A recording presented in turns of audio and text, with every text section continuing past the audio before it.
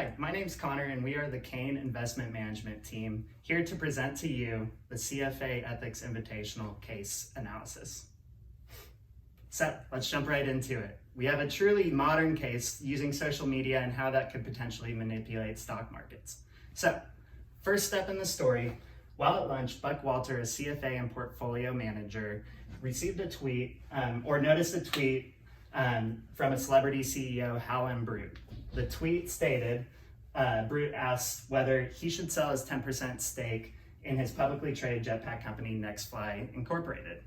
Buck Walter anticipated that Brute's followers would comply and end up selling off their stock, and so out of concern of the price dropping, Walter went on to sell his own personal shares from his IRA, which was about 200 shares, and he proceeded to unload all the shares owned by his clients, which accounted to about 5 million shares. So what are Buck White's responsibilities as a CFA? First and foremost, his responsibility is to act in a professional and ethical manner. Secondly, he needs to act for the benefit of his clients. He needs to act with independence and objectivity. He needs to act with skill, competence, and diligence. He needs to communicate with clients in a timely and accurate manner. And he needs to uphold the rules of the government capital markets. I will now be handing it off to my partner, Dan, who will dive into the ethics of this case. Hi, my name is Dan Brennan, and unfortunately, due to COVID-19 restrictions, I was unable to be with my team on the day of our recording. However, no virus is going to keep me away from telling you about the assumptions that we made to come to our final conclusion. With all that out of the way, let's start talking about some assumptions. The first assumption we make is that Buck did not reference his client's written objectives, mandates, and constraints before he took action.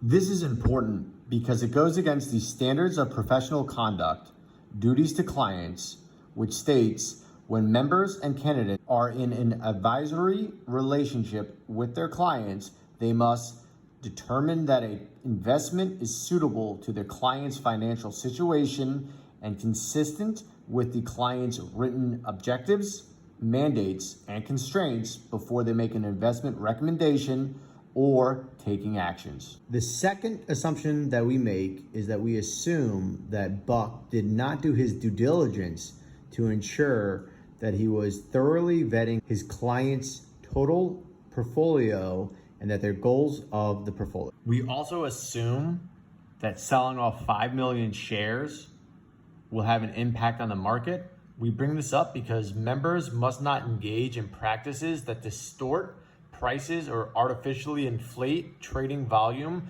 with the intent to mislead market participants.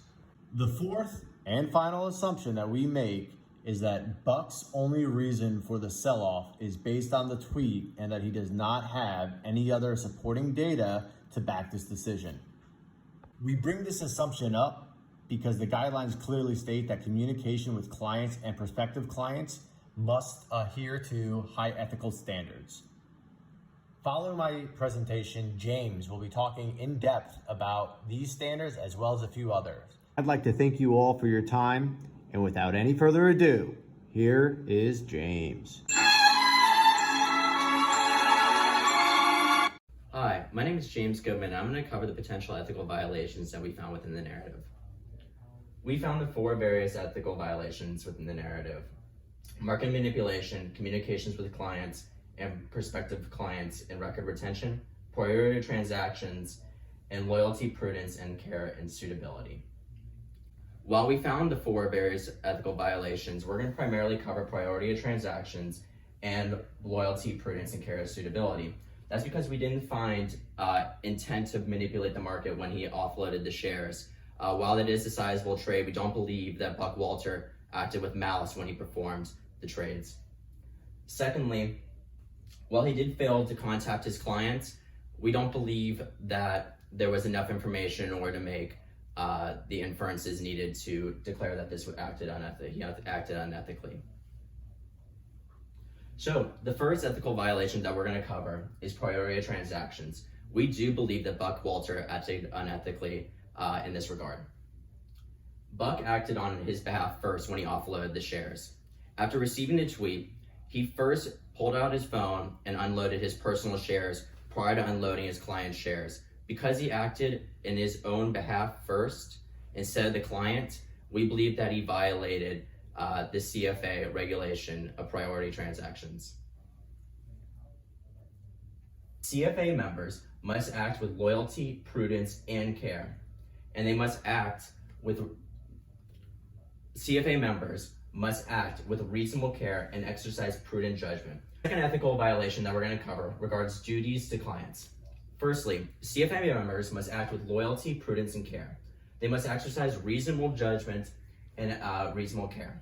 While we believe that the tweet was material, Buck Walters failed to perform the due diligence required before executing a trade of this magnitude. We believe that Buck should have done more research before acting after receiving the tweet.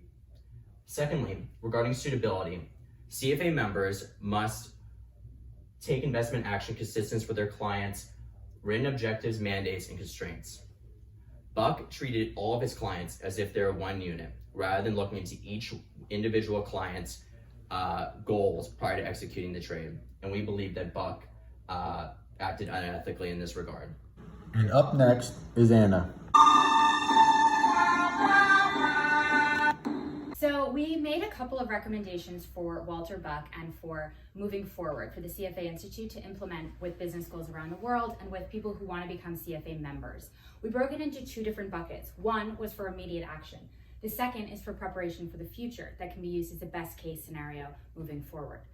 In terms of steps that he could have taken immediately in the moment, number one, he should have requested background information from his analysts and from the team.